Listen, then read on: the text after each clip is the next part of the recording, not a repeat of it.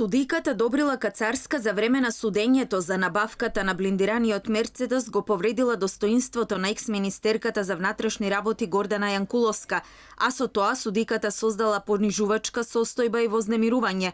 Ова го констатирала Комисијата за заштита од дискриминација, тврди адвокатот на Јанкуловска Боро Тасевски, кој денеска побара изземање на Кацарска. Во барањето до председателот на Кривичен Иван Џолев, Тасевски посочува дека судот не го признал правото на бременост на Јанкуловска. Судечкиот совет не ги признал лекарските потврди со кои се потврдувала ризичната бременост. Како резултат на ваквото постапување, како и закажување на рочиште во 40-тата недела од бременоста на Јанкуловска и уште 23 рочишта од август до октомври, комисијата заклучува дека судот отстапил од вообичаената пракса на закажување на рочиште и дека постои дискриминаторско однесување и постапување, што доведува до вознемирување и повреда на достоинството на лицето и представува заканувачка, понижувачка и застрашувачка практика.